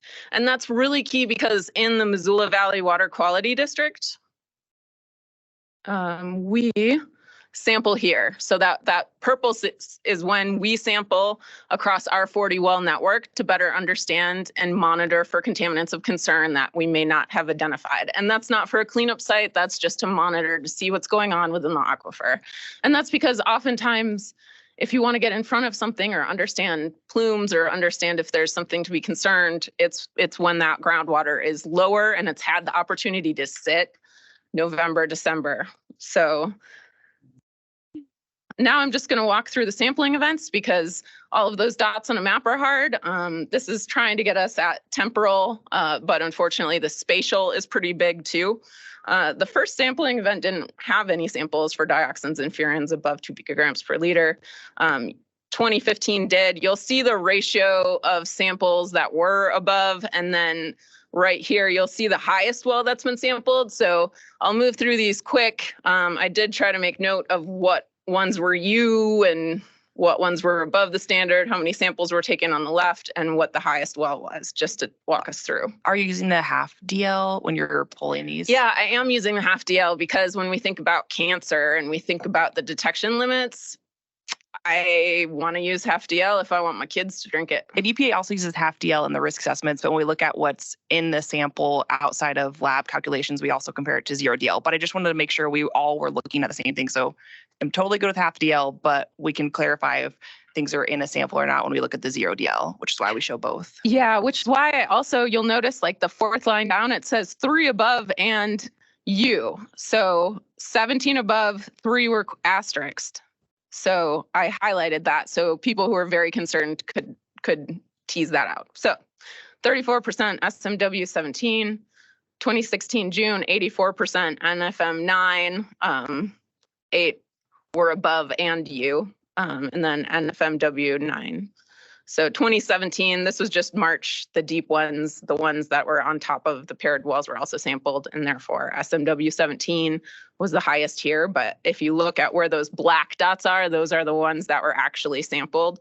So, you know, we saw those dots on the map before, but it's really hard to compare sampling event to sampling event because there were, you know, the same wells weren't always sampled. And that just makes it hard to compare event to event. And so if we look at 2017 June, you got 15%, it's back at NFMW 9, 0 were above in U. 2017 December, 15%, it bounced back to SMW 17. 2018, 10%, it bounced back to 9, NFM 9. 2018 December, 29%, SM 17, SMW 7. 2019 June, 7%, we're at NFMW 9. December, 12.8%. You got 16.9 at NFMW 9. 2020 June, SMW 11, 0 above in U, 5 above standard. 2020 September. It looks like this is when my computer crashed in the car. But SMW 11, which is actually key because that's a new one over here right next to the Clark Fork. And then 28 samples. Yeah. So if we think about the temporal understanding of the hydrologic cycle and where sampling occurred, what we're asking for is this. We want quarterly sampling for all the wells across 2 years, because it's pretty complicated right now to tell or compare sampling event to sampling event. Quarter to quarter, we have 2019, we have some in September, we have some in June. All of these water years were considerably different. Rainfall was different. It's hard to compare a 2015 December event to a 2020 September event and see what's going on there and if we can identify anything. And then we do have, so that's the kind of like conceptual idea and why it's important to have data that actually integrates the conceptual model of seasonality into it in order to automatically course correct for inherent variabilities spatially and temporally. And so I just want to better understand with the quarterly, so is that to inform like when looking at the RI, like new contaminants, is there a concern with the TEQ that has been collected, or I think just diving in a little deeper to how that would help. I appreciate that. That's a good question. So one of the main reasons is that we are introducing a new contaminant of concern. So we have been asking for coplanar PCBs to be incorporated into the TEQ. And without coplanar PCBs incorporated into TEQ, it's hard to determine or understand the flux of groundwater contaminants to the river that's causing potentially the 100-mile fish consumption advisory downstream. And so if you introduce a new contaminant of concern, it's important to sample for some time for that. And we haven't sampled quarterly. So while we're sampling across the wells for coplanar PCBs, we should also incorporate the rest of sampling to see how it interacts or not. And I'll get into that in the second part of the thread too. This is just the source water delineation and assessment report, where they're trying to put 8,000 houses onto the site here. This red circles where those public water drinking supplies are. This is our understanding of the deep aquifer here, and those red dots are where they are. So they're up gradient of where we have source areas, or where the EPA and the PRPs consider there to be source areas. This is the report, and it talks about how the wells are up gradient. So when we think about the groundwater CSM, seasonality isn't accounted for. We don't have samples in January, February. Only the first round was in March. That's when the Water Quality District usually samples our wells. There aren't really enough samples to delineate source areas. That high red box was bouncing around, and there aren't really a lot of wells on either side of it. These contaminants move, especially dioxins and furans. They could move colloidally. How things move through the dumps and the sludge ponds is a little bit undetermined, as none of those structures are engineered, and there isn't a leachate collector, so we're not certain as to when those are necessarily introduced into the groundwater table. And I think that movement is super important, and that's kind of what we're talking about. So you said they move colloidally, and I just think for those on the phone in the room, can you kind of discuss that a little more? I will discuss it a lot more in the second thread. This is summarizing the first thread. So the public water supply well is unexplained, and then there also aren't any plume maps. So, we have 23 new wells on an old site that's 1,000 acres, 50 wells total. But that doesn't necessarily have sufficient density for barium or arsenic or manganese or anything like that to have a plume. And that's difficult because that's generally how movement from a source area is captured and explained in hydrology. So those are the roots of that concern. The second part is that the well networks were installed for different purposes at different water conditions. This is the county monitoring well. What you have is a hydrograph on the bottom. The dashed line is the elevation that well was while the mill was in operation. That hard red line is when the mill stopped operating. The blue dashed line is when this investigation has occurred. And And so the SM wells were installed on the left under those conditions. The NFMW wells were installed on the right under these conditions. That's a difference of at least 4 feet. And this is up gradient of the well site or of the mill site. That's important because on the left, you see the mounding and the Kona depression, the well fields, there was 15 million gallons per day. Historic groundwater paths were very different. This is the Grimstad study with groundwater seepage rate and direction. So things were kind of moving all over the place. Water was very complicated on site.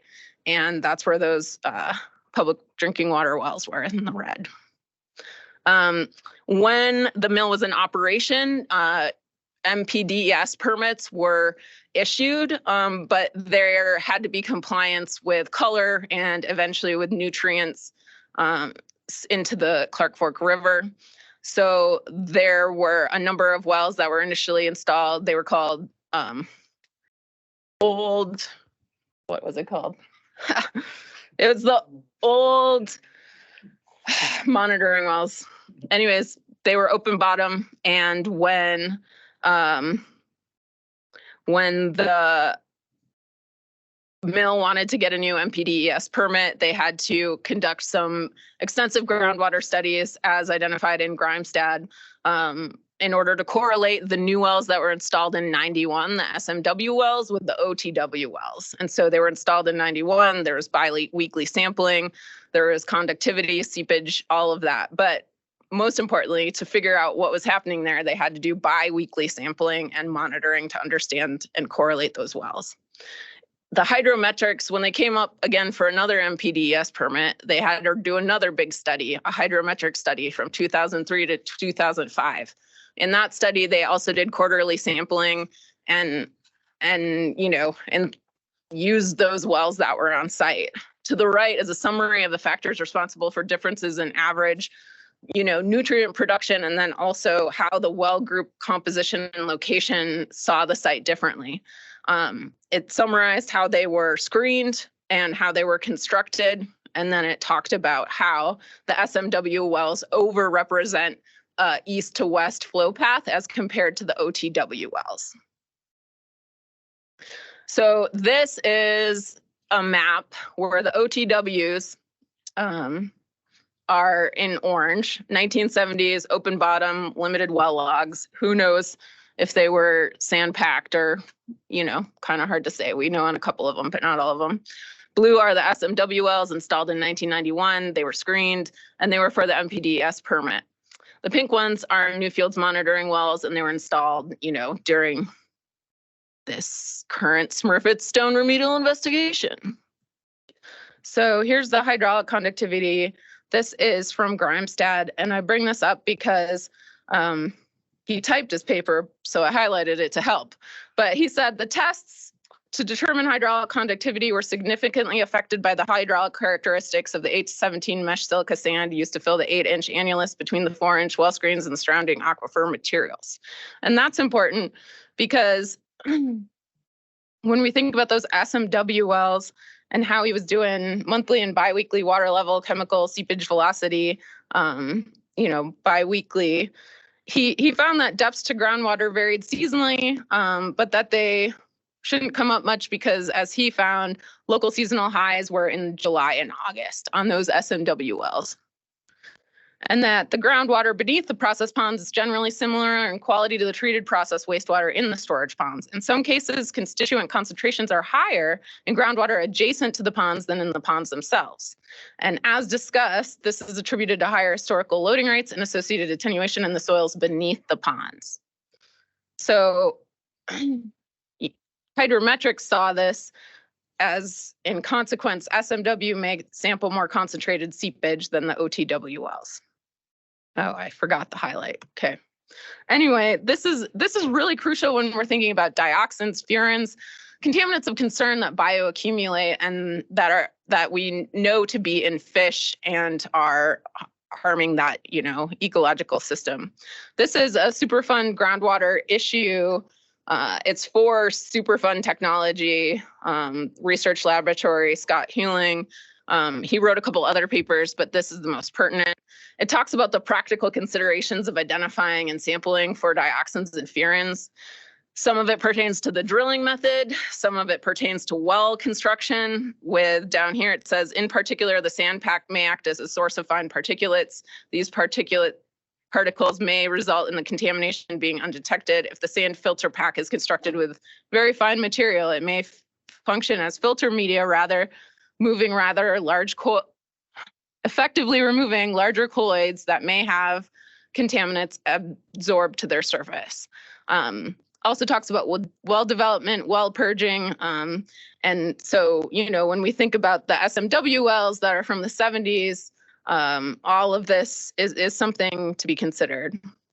So across the site, we looked at screening interval, groundwater elevation, and found across the 60, we could identify a screening interval that 4 were open bottom, 29 had maximum water levels above screening intervals. And so if we're talking about colloids, dioxins, and furans moving at the top of the water column, or any other contaminants of concern that might have been infiltrated into the top of the groundwater as it moved through those soils underneath the ponds, then we have 29 that may be potentially missing those. Capturing that sampling. And so 16 SMW wells out of 20 have water elevations that are higher than where they're screened. 6 NFMW wells do. And that's important because if you look at NFMW9, as we were talking about earlier, and NFMW2, what you'll see is this is a diagram of the wells, and it's a little complicated, so I'm going to walk through it. Each well has where it's screened, and then what we have here is the water elevation at which it was sampled. So in NFMW9, which was previously discussed as the, capturing contamination associated with solid waste basin A, dump A, you'll see that it's screened appropriately, sampled appropriately, has higher arsenic, manganese, and dioxin, furan, TEQ concentration. It also has a greater total average organic carbon and total average TDS. As compared to NFMW2, which, has been sampled 15 to 18, has lower of all of those. And so these are 2 of the ones that were actually monitored enough, sampled enough where we could pull this together. We started trying to look at others, but there weren't enough samples. So if we then get into the things that the EPA was talking about, I put the standard levels on here in red just to kind of help us identify what's above standard. So for arsenic, that's 10, and for dioxin furan under DQ7, that's 2. And so you'll see again in NFM9, we have higher contaminants and as compared to NFMW2. And that's important because those are located in similar areas, and in a lot of the groundwater conceptual site model diagrams, et cetera, they're supposed to capture a lot of the same down gradient stuff, but it's uncertain as to whether they are within this configuration. So one thing I'll point out, NFW2 is farther up gradient than NFW9. So okay. NFW9 is potentially seeing more of the industrial area, solid waste basins. NFW2 might be starting to see more of the clean water coming in from up gradient. Yeah, and I'll just note that if we don't have a lot of dioxin furan samples for our Missoula Valley water quality wells, but insofar as there is background in arsenic, that average is 0.1. So anything that shows up on here is definitely above the background that we see for the 40 well network that the Missoula Water Quality District has. And that's all in, Belt Rock, Missoula Aquifer, similar. So all of these are above that, even though there might be clean water coming in. I was just speaking to the difference in the concentration levels that you were mentioning. And I think for arsenic, I just want to mention that is a contaminant of concern, that is driving risk, and that won't change with quarterly sampling. Yeah, so then this is zeroing in on NFMW9 again. looking at that chart, you know, if dioxins move at high water, would transport then be dictated by water level? And if so, then our sample is a function of season or water year. So this is 2018. This is 2019. And then this is 2023. So that's just, you know, an example of where it would be great to see quarterly sampling just to see how that changes as a function of water level and how that changes as a function of rising limb of the hydrograph or falling limb of the hydrograph. And so the other thing is I just threw a little arrow on that top chart too. Looks like groundwater levels have been a little bit lower, you know, more recently. We also haven't had as many samples. So it's hard to say whether something's a function of lower groundwater levels perhaps, or if it's a function of season or a function of decreasing contaminants. And then I couldn't really pull, there was a lot going on and we just got that transducer data last week. So I put it all on this big chart. You can't really see it. Oh, it's delayed. I put too many animations in, guys.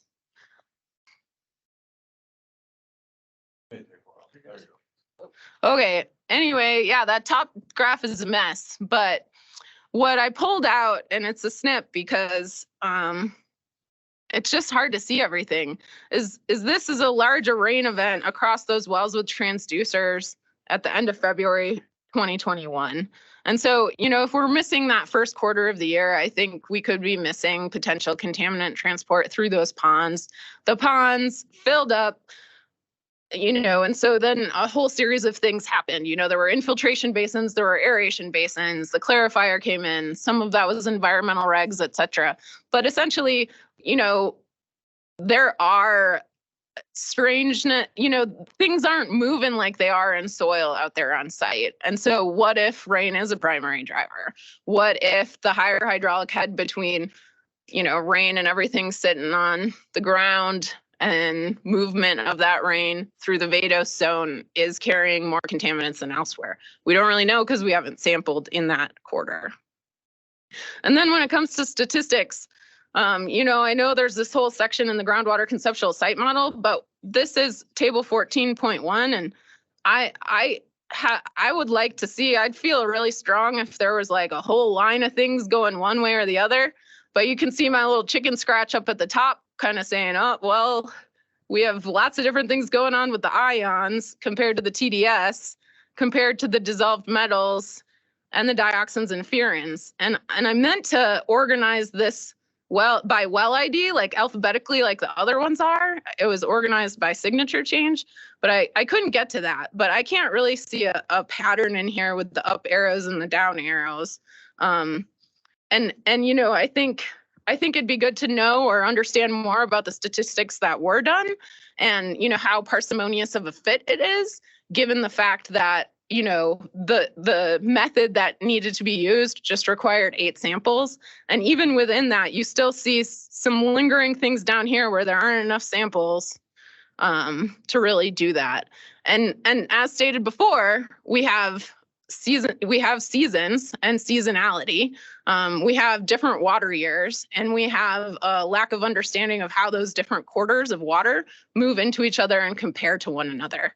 And then on top of that, we have the function of the well screen, the wells for different networks. I don't know when they were, you know, developed, how they've been, you know, how they filled up, that kind of thing. And that certainly can be impacting what we find. This is a map that we made of where high groundwater is. The orange is high groundwater in the end of June. The pink is fall. And what you'll notice most in this is that most of the ones are in the summer are SMW, and most of the ones in the fall are NFMW. And so, you know, that just again shows that we might be measuring different things, and it'd be great to kind of get a better understanding of how those two networks are interacting with each other. And the best way to do that would be quarterly sampling. So when we think about this, and what we've heard pushback about is how this all plays into the risk assessment. And so this is from a risk assessment PowerPoint that somebody at the EPA gave. And, It talked about how contaminant sources go to fate and transport, go to exposure pathways, go to receptors. So if we think about contaminant sources, current groundwater conceptual site model does not explain contamination at the public water supply. And I know that's not something that I can talk about that now or let you finish, but yeah, I think that sure. Yeah, and you talked about background samples of arsenic earlier, and that's what I was going to bring up is when we looked, so we are going to resample Deep Well 5. However, we had Will Fallen, I know he's on, look at it as our risk assessor, and looking at the lab information, the blank for that had a 1.9 part per trillion, and there was a high detection limit for that. So I'm just saying there are quality concerns with how it was collected, and that we don't think that that is a true representation of the deep well aquifer in that area. So I just wanted to put a note there of like, we're tracking that down. I think the conceptual site model, as we described today, does explain potential source areas. And I also want to talk about, because I know a plume map was requested from the stakeholders during DQO, and that is just not how we're seeing data play out on the site. We know we have contaminants of concern. We know we have an impacted aquifer, but what we're seeing is a large wastewater treatment system that deposited that across a large landscape. There's not one plume area that we have to track something from. And I know that a concern is PCBs in the industrial or from the conveyance ditches or anywhere that could be barrels. We're hoping to better look at that with some of the source investigation. But so to date, there hasn't been a true plume map. It's more of a widespread landscape of wastewater treatment where pulp was deposited over 50 years, and we have precipitation and subsurface water interacting with that. And we see exceedances throughout the site because of that historical use. So that's why there hasn't been a plume map generated. You can see exceedances on the map highlighted, but there isn't a singular source area where we've seen it all come from. It's a widespread wastewater treatment system that has those different environmental factors that are impacting it. And so if there's something in quarterly that will help change that understanding of those identified contaminants, and I know, Todd, you're our PCB expert in Missoula County, but knowing those contaminants, knowing the potential source area concerns, are those that, like, what time you think those times of years would help capture it best, or is it more of a source investigation? I think this is a good discussion time for, is there a different time of year for PCBs if that's the main concern that we can talk about? Because I really want to focus on quarterly and the effects, because that is the goal of this meeting. I know people want resolution. So I have a few overarching points when it's appropriate. So, Brian, Natural Resource Damage Program. So perception-wise, I think it does appear that the decision to not sample quarterly has already been made. Based on the calendar, the next quarterly event should be end of December, early January. And I just want to say that's why I wanted to meet with you ahead of time. Let me finish my other points, please. We're meeting with you ahead of time to have that discussion. Okay. I understand what you said in the beginning. You know, we don't want to slow down the process, but I think the latest projection for the FS is 28 or 29, something like that. That's our projected record of decision. I think it's 2028. Okay. Yeah. So I think we have the opportunity right now to collect some additional data and not slow down the process. And I would add that back in April of 2022, the Region 8 administrator agreed to conduct additional sampling to alleviate community concerns. And so I do very much appreciate this technical discussion, and I think we need to continue to have them. But I would also like to keep in mind that there's kind of two things we're talking about too. There's the technical data, and then there's a bunch of concerns from the community and the stakeholders that have not been addressed. And it doesn't sound like they're being addressed through the path. But to end on a positive note and move on to the next steps, one of the big things that we're not seeing is the overall picture. Mm-hmm. The overall picture of source sampling, wastewater characterization. I think if we started moving those and continuing those discussions, mm-hmm. we could see how everything fits together. And I think that would greatly help the process move forward. Mm-hmm. No, I think those are great comments. And I think that's where we're hoping to have this technical discussion to start to bring light to where EPA felt quarterly could build on our understanding, or biannual could build on our understanding of the site, and acknowledging the shallow aquifer has site impacts. It is contaminated. It will be addressed as a part of a long-term cleanup goal. That's moving forward regardless. And so how could quarterly build that understanding? And that's where I think bringing the whole process together, if it is a concern of an unidentified source area, is that not further addressed in the source investigation, which is our next work plan, looking in the soils in the areas of concern, while also sampling during high and low groundwater events to capture those bookends of groundwater in that area. And so I think that is EPA's goal, is just to help bring understanding around what we know about the shallow aquifer, how it will be carried forward in the Superfund process. It has contaminants of concern, it has unacceptable risk. So it's moving forward with us. And if the concern is unidentified PCB source areas, is that a combo of biannual and future soil investigation? And that would be our recommendation for moving forward and working with the team on those source investigations, identifying potential areas for PCBs. But I think that there's still concern after today of we haven't captured like maximums. We have manganese and arsenic as contaminants of concern. We have projected maximums and it wouldn't change. They're still moving forward. And so it really, to me, is the TEQ is moving forward. We have exceedances of dioxin furans. So that's going to be looked at further too. So really, if you hone in on the actual contaminant of concern, which is PCBs, that to us is a combination of biannual and source investigation. Yeah, so it just seems like we don't have the straw in the right place in order to catch what we're trying to get. But we have captured things on site. And so I think we do have wells located. But then there's that circular logic of, oh, we've identified PCBs here. We haven't identified them in the one soil sample on 40 acres that we did. And so we're not going to sample the groundwater. And so where is the certainty that the PCBs weren't, that were on a grid system, weren't captured in the one spot, aren't leaking to groundwater when we haven't sampled quarterly, and the straw might catch it at a different time.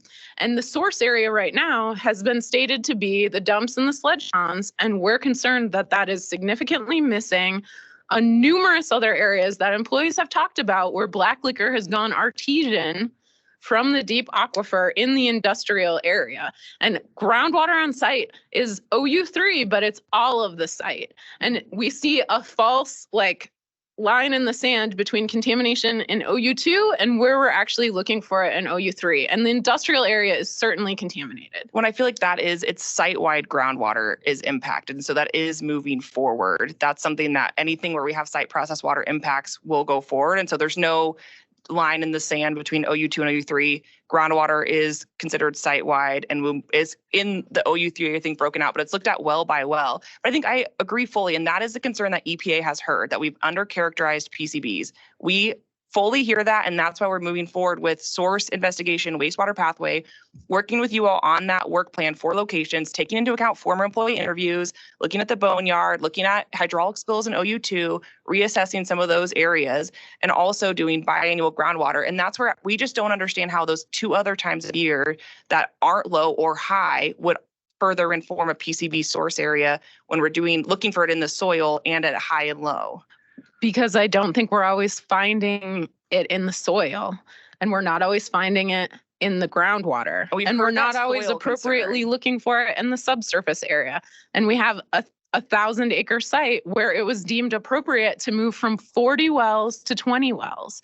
That's fewer than you need when you have a gasoline spill. You have to put 3 wells down gradient and sample them quarterly. We're not even doing a gasoline spill here. That's a known plume area, and we don't see that source yet. But I think that is building on about how we aren't. The whole area is a plume, and that's why we're not doing a plume map. Related to pulp and that deposition in the wastewater treatment system. When we're talking about PCBs, I do think that is separate. And I think I need to debate. Yep. We have a question at the end of the table, and we have one online. One quick, or I have a question and I'll make a statement, but you're talking about source identification. You still haven't done that. That's kind of unfortunate because I sat in this room greater than 6 years ago and they were still working about that. But Allie's saying they're still looking at source identification. That's some of the additional sampling EPA has agreed to, is going back out with the stakeholders to see where there could have been source areas not identified. We have done also OU2 specified sampling, looking for congeners, looking in areas of former employee interviews. So we've had those presentations in the past, but just for those on the phone, that has been done, but we're So- going to build on that. But one thing that could help with that, and it goes to what Helena was saying, is quarterly sampling is a great way to identify where sources are in your groundwater. So I guess, to me, it seems like this is getting into a very circular discussion, and you're looking for stuff, but you're going to go poke holes. I just find it interesting that the quarterly sampling is such a big issue. And I would actually offer, much like the state has done, tracking down the PCBs in the river. If EPA really doesn't want to do this, potentially the state will go find funding to do this sampling. And it's EPA trying to work within CERCLA and the NCP to find a reason or rationale to support quarterly. So it's not that EPA wouldn't want to go do all the sampling we can to answer concerns. It's looking at how would this build our understanding of site contamination. And that's where we don't think sampling at those 2 off seasons would better inform when we're looking at highs and lows in those areas. I would follow up. I think the county had a very good presentation that shows where there are holes in the data sets that would support quarterly sampling. I would look at that more closely. And Brian said there was one on. Let's see, one thing I would say is when we're moving into the FS, we need to decide how the data that we would get from quarterly sampling would inform how we would look at how we would clean something up. How would a different concentration tell us something that we don't know yet? Great lead into the rest of this slide. So when we look at fate and transport, metals move differently than dioxins, furans, and PCBs. And so what we've looked at so far is limited. It's not seasonal. We don't know the scope of it. Could it be up gradient? It'd be great to sample for it, depending upon where the straws are. The precip, snow melt through dumps and clogged ponds is not really considered. And so fate and transport, it's hard to say. Did you see that red box dance around with the highest one? It danced around considerably, and that's from next to the river all the way back closer to the industrial area. Elena, I'm so sorry to interrupt. Just being mindful of our time and Okay. people online. I see some hands raised. Yeah, I'll finish in 30 seconds. Okay, So, fantastic. Thank you. groundwater moves to the Clark Fork River. We're grateful that's now a part of this model. Deep aquifer is concerning. Employee accounts had 100 gallons per minute of black liquor. And the EPA committed to incorporating new data into the BERA and HHRA. And so what would quarterly sampling bring? We're already not sampling so many of these wells. There's trends that are stated on the basis of 8 samples across 10 years. That already inherently seems to limit the scope of where cleanup will be considered, and that concerns the community. So that's my presentation, and I'll leave it on this slide. And just one final thing on that is the scope is the whole shallow aquifer. As I stated, like EPA knows that has impacted us moving forward. So there is no limited scope. That is an impacted area that's unacceptable risk. So we're moving that into how can we clean it up or address it. And then. All right, I'm passing it over to Carolina quickly. So I just want to make a statement. This is Carolina Blue on behalf of EPA. I'm the section supervisor here for Montana. That Brian, I want to clarify that a decision hasn't been made. And if it seems like it has, that's not what we're doing here today. We're having a discussion, not a debate. So I appreciate, Elena, you taking the time and putting that presentation together and going through that. So we will take all this in, and if Allie doesn't have that, can you please send that over for consideration? And Doug, I appreciate you voicing your concerns about this and offering up funding. I think we should have further discussions outside of this, wherever this lands, but appreciate that too. And then I do want to state that promises that were made by EPA, they're still within the bounds of CERCLA, and we are here to help alleviate community concern. So we are here listening, but we are within Superfund, and there is a balance between the two of those. So I just want to make that clear. Okay, thank you, Carolina. And I think I saw Peter Nielsen, your hand up first. If you'd like to go ahead and unmute yourself. I will. Thank you. Peter Nielsen. I'm representing the Clark Fork Coalition, which is a membership organization founded in 1985 to in response to a proposal for dramatically increased wastewater discharge at this particular mill. And I've been following the site for about 42 years in various capacities. The comment, I have several comments I would make, but in the interest of time, I'm just going to focus on one, and that is that, as Helena mentioned, we're adding a list of new analytes, PCB congeners to the monitoring program. So all of this monitoring has been done over the last 8 years at different water levels. None of it applies to PCB congeners. We don't have any data there. So going forward, I would very much like to see quarterly sampling for those parameters. And in addition, she mentioned that Newfield's monitoring well 2 had some problems with not sampling near the water table. I still would like to see that one sampled quarterly, but I'd like to see a better well installed more proximal to the pulp mill itself, the pulp mill portion of the industrial site, immediately down gradient. That Newfield's monitoring well 2 is one well that has had multiple detections of aerochlor PCBs. So I think it's important for those wells that are going to be sampled for PCB congeners to be sampled quarterly. Thank you. All right, thank you, Peter and Marilyn, if you'd like to go, and I apologize to the folks in the room. I have to scoot the PowerPoint back over onto my screen, so you're going to lose view of the speaker for just a moment. Hi, can people hear me? Yes, we can hear you. Thanks. This is Representative Marilyn Marler. I am dropping into this meeting from my legislative role and as a member of the Missoula community. I was looking forward to this meeting that was billed as a chance to improve understanding between where EPA was coming from, and it really does seem like the decision's been made. I hear you say otherwise.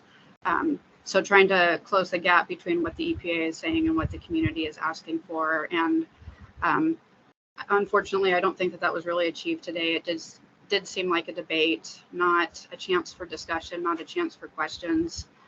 But both presenters did not get the same amount of time, and Ms. Evans was pretty rushed. And I would just like to suggest that next time there's a meeting like this, that you have a stricter moderator, and maybe the moderator is not one of the prime agencies involved. But I do appreciate people taking the time to get together and continue talking about it, and I'll keep following this. Thank you very much.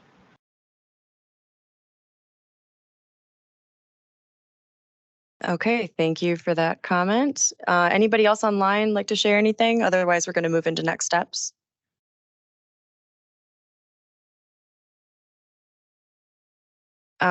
Peter, if you're speaking, you're on mute. I would like to say one more thing, if it's possible. Thank you. Brian mentioned that the regional administrator made a commitment to the community to do extensive monitoring investigation at the site. And it was about 16 months ago. And in that period of time, I've been following it. I was very, very encouraged when that occurred. But in that 16 months, there have been several meetings, but we really haven't seen a great deal of work done on the ground. 6 of, 20 some wells that had been previously dropped were added back in. And we added one set of analytes, that being the PCB congeners. And that's all we have to show for more than a year of work. To say that we're disappointed with this rate of progress is really an understatement. We got to be able to do better than this, guys. Thanks. Okay, thank you for that comment. Hearing nothing else, we're going to move on to next steps. All right, that's back to me.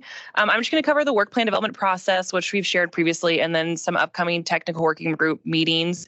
And they're just proposed dates and topics at this time, but wanted to get them on people's calendars in case they work out. We can go to the next slide. Oh, sorry, we will be sharing. So I know that there's a lot of questions about how does the process work between EPA DQ and the PRPs for work plan development. So just wanted to share how that's going to work moving forward as it has for 11A and 12.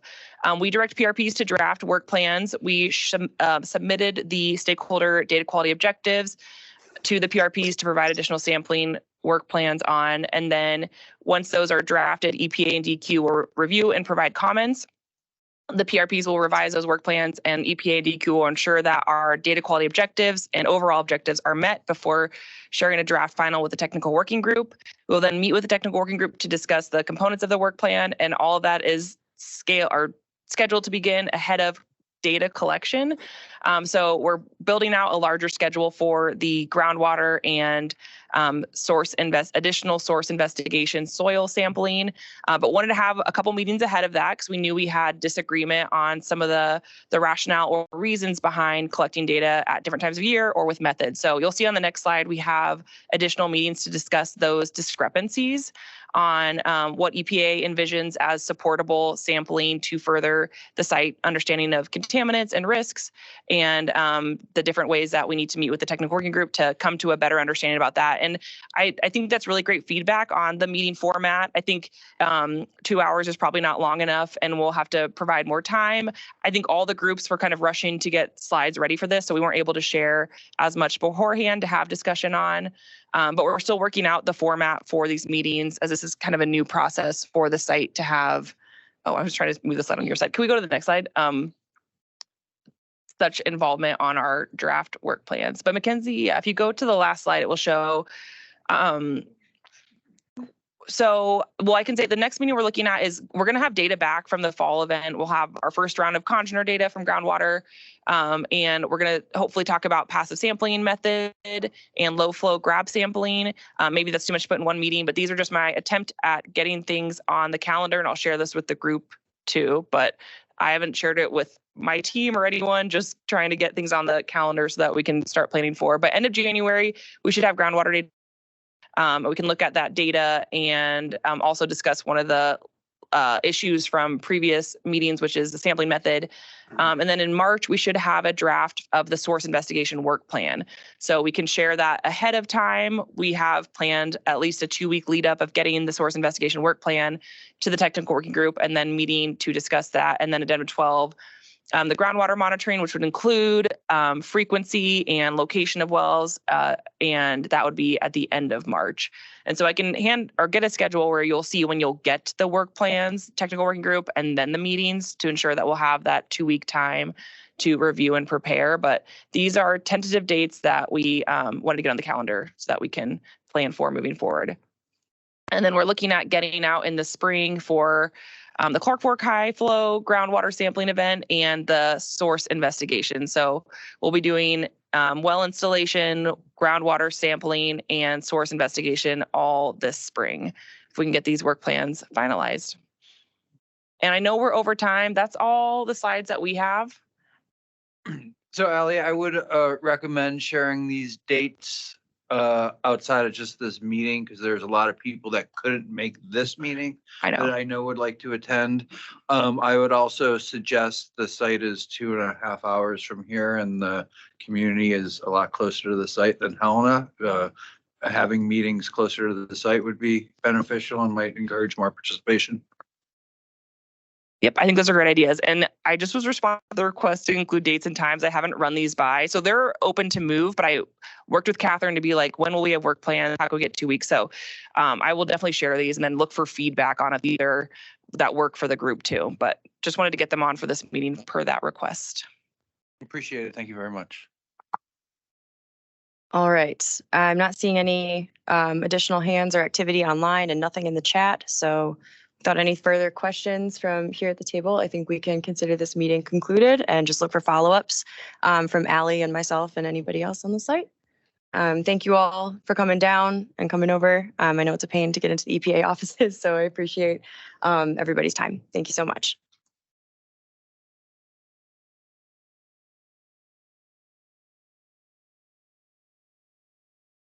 Thank you to everybody online for participating. Appreciate your patience and sticking with us for this 2 hours and 20 minutes. See you all soon.